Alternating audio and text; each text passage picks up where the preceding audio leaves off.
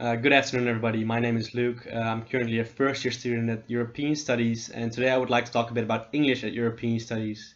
And more specifically, I want to talk about how English lessons at European Studies has helped me to improve my English to the next level. To start off, I would like to talk a bit about how English is given. Of course, every class at European Studies is given in English, but there's two classes which specifically exist to improve your spoken and written English. These are English practicals and English writing. And English practicals exist to improve your spoken English, and English writing exists to improve your essay writing. Today I'm only going to talk about English practicals because it's one of the classes that has truly helped me improve my English to the next level. How English practicals work is that I'm going to talk a bit about how classes were given here. We're divided into groups after a few lessons in groups of four, and we were assigned a country. And then we had to do our own research regarding this country and about a certain topic. So we had to do research about gay rights, for example, and then we had to take our findings to the next lesson, present them to the other countries, and then they would ask questions and we would debate. And the reason why English Practicals has helped me so much is because one thing about English Practicals is that they expect you to use words from the academic word list. And the academic word list is a list of words which are commonly used in academic writing. And they don't expect you to use academic words in every sentence, of course, but they do expect you to use them throughout your presentation and, of course, at your final exam. I think there was you had to use a minimum of 10 academic words. And at first I thought, oh, this isn't going to be so difficult. I believed I knew proper English. I was good enough to pass this class with ease. And I was quite wrong. I remember after the first lesson, and he talked about the academic word list, and I remember I went into the module book and I looked at this academic word list and I realized this is a list full of words I barely know or don't even know, right? So at that point, I almost had given up. I was like, screw it, I'm not gonna pass this, or if I'm gonna pass it, I'm not gonna use these academic words because it's gonna be way too difficult to incorporate these words into my presentations.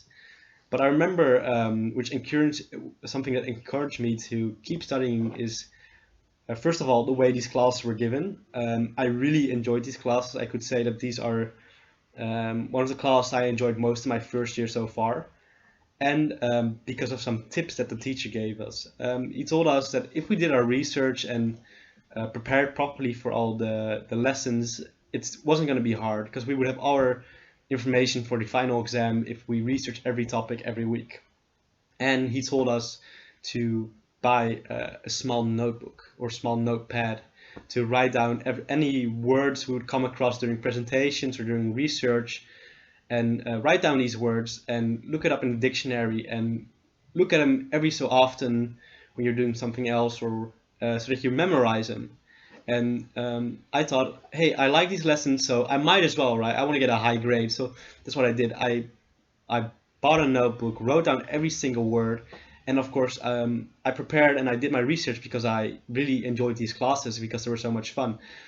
And I noticed that throughout these weeks, and me writing down all these words I didn't understand, even encountering words during different lectures, during different classes, I would just write them down and look them up in the dictionary. And I realized that when the final exam came, I knew all these words, not of course every word in the academic word list, but I knew quite a few of them, and I knew how to incorporate them into my text for my final presentation.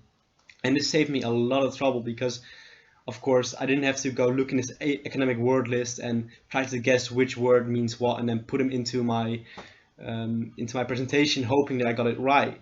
No, I knew every single word by heart, or not every single word, but a lot of them by heart. So it was quite easy for myself to incorporate them into my text.